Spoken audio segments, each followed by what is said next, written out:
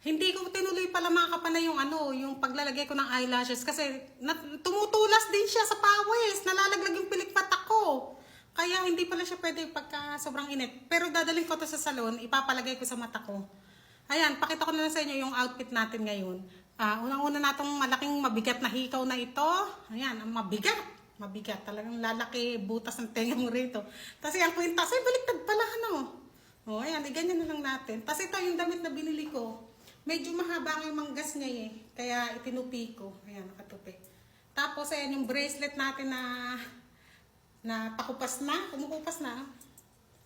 May puti-puti na siya sa gilid. Tapos ayan yung ating ilang pirasong sing-sing. Ayan, ganito lang ating outfit. Tapos, sinuot ko na rin yung binili kong shoes dati na pinakita ko sa inyo. Yung, ano ang pipiliin mo, sapatos ba o oven? Ito na yun. Ito ang ating outfit. Ito na yung shoes. Suot ko na. Di ba maganda? Nakikita pa yung leggings ko. Ang ganda mo.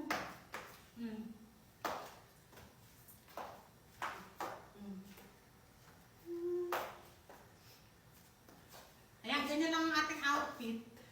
Nakakapayat yung damit.